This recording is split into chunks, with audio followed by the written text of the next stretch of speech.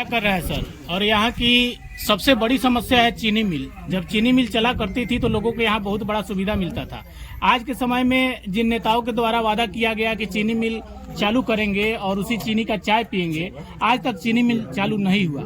आपके मैनिफेस्टो में चीनी मिल को लेके क्या है? देखिए, मैनिफेस्टो चनपटिया के लिए अकेले नहीं बनता है, क्योंकि कांग्रेस पार्टी राष्ट्रीय पार्टी है। पूरे देश के लिए मैनिफेस्टो बनता है।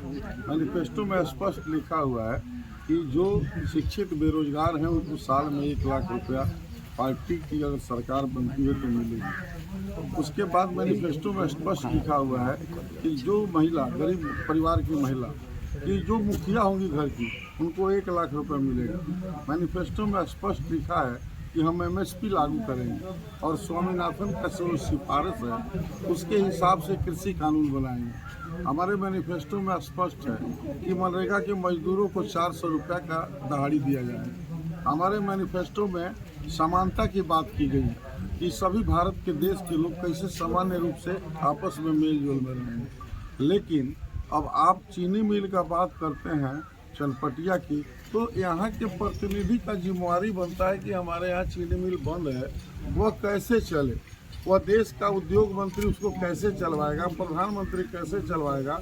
इसके लिए जो यहाँ से सम्मानित सदस्य बनेगा, सांसद या विधानसभा का, वो अपने विधानसभा में अपने संसद के सत्र में अगर रेखांकित या शून्यकाल या जिस विषय पर उठाना हो उठाएगा तो निश्चित रूप से सरकार उस पर इम्प्लीमेंट करेगी और निश्चित रूप से सफलता मिल सकता है। गारंटी नहीं है लेकिन सफलता मिल सकता है।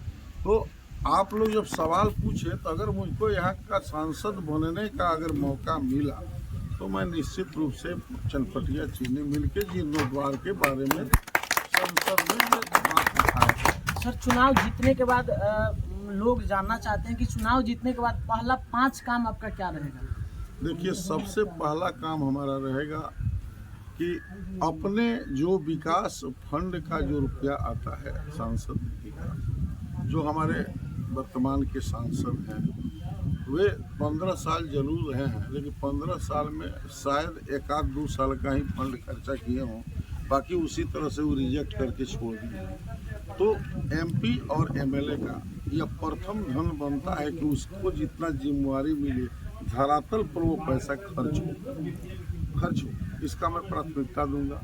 दूसरा, यहाँ के चंपारण के युवाओं को पटना और दिल्ली जाकर के आसानी कम खर्चा में ट्रैवल करके पढ़ाई लिखाई कैसे हो, इसके लिए भारत सरकार से स्पेशल ट्रेन बच्चों के लिए, चाहे उनके गार्जियनों के लिए सुविधाजनक रूप से मिले, सस्ता मिले, जो जा कर के अध्ययनरत रह सकें और अच्छा से अच्छा आगे बढ़े। चूँकि सबकी आमदनी घटी है, उसी हिसाब में बजट को बनाना पड़े। तो मैं इसको प्राथमिकता के तौर पर करूँगा। तीसरा है कि जो भारत सरकार ने 4 साल के लिए आर्मी की नौकरी किया है वह फिर 20 साल का कैसे हो, इसके लिए भी सरकार से मांग किया जाएगा। तीसरा, जो अभी वृद्धा पेंशन गरीबों और विधवाओं को मिल रहा है वो बहुत कम राशि है, उसको कम से कम 2000 रुपये हो, ये कम से कम महीना का भोजन और वस्त्र उसका चल सके, इस पर भी चर्चा किया जाएगा। और यहाँ ज़्यादा से ज़्यादा इंफ्रास्ट्रक्चर का विकास कैसे हो कि लोगों को एम्प्लॉयमेंट मिल सके, इस पर भी चर्चा। अच्छा, पलायन रोकने के बारे में सबसे पहला काम क्या है? पलायन के बारे में। हाँ, यही तो कहा, इंफ्रास्ट्रक्चर का विकास होगा। अगर यहाँ नए इंडस्ट्री का लगाया जाएगा तो निश्चित रूप से पलायन रुक जाएगा। अच्छा, एक और चीज़ है, चंपारण पूरा बिहार के अंदर देखा जाए तो स्वास्थ्य की जो व्यवस्था है एकदम डामाडोल है, इस पे आपका क्या प्रतिक्रिया रहेगा? देखिए, स्वास्थ्य के लिए तो मैंने बहुत बड़ा अस्पताल 8000 करोड़ का बन गया, लेकिन जब डॉक्टर नहीं रहेगा, इंस्ट्रूमेंट नहीं रहेगा, तो फिर कैसे होगा? तो हम लोग सरकार से ये कहेंगे कि जब इतना बड़ा 8000 करोड़ का अस्पताल बना तो उसमें सिटी स्कैन होना चाहिए, उसमें एक्सरे होना चाहिए, उसमें आईसीयू होना चाहिए, उसमें अच्छे आयुष डॉक्टर का होना चाहिए, उसमें सफाई का व्यवस्था अच्छा होना चाहिए। इस बात को सरकार को आईना दिखाया बेतिया जाए। नगर निगम तो खुद भ्रष्ट निगम बन गया है, बेतिया नगर निगम तो फिर अस्पताल कैसे साफ होगा? देखिए, नगर निगम दूसरा चीज है, वो जनप्रतिनिधि लोग चलाते हैं, लेकिन अस्पताल अधिकारी चलाते हैं। अधिकारी और जनप्रतिनिधि में दोनों में अंतर है। तो आप भ्रष्टाचार की बात जो कह रहे हैं, वो भ्रष्टाचार तो जनप्रतिनिधि आएंगे तो निश्चित रूप से अगर वो फ्री हैंड हो गया, मतलब कि वर्कर करेंगे, तो थोड़ा मोड़ा तो उसमें दाएं बाएं चलेगा, उसमें हम भी नकार नहीं सकते। लेकिन जो ब्यूरोक्रेट चला रहा है, जो अधिकारी चला रहा है, उसमें तो कम से कम उसको पालन होना, सरकार के निर्देश को पालन होना चाहिए। अब मान लीजिए कि मुखिया जी का फंड है, तो थोड़ा सा दाएं बाएं कार्यकर्ता को दिए तो थोड़ा सा सहना पड़ता है। उन लोग MP MLA मुखिया प्रमुख रहे हैं, तो थोड़ा दाएं बाएं इधर उधर करते हैं, उन्हें कर लेता है आदमी नजर।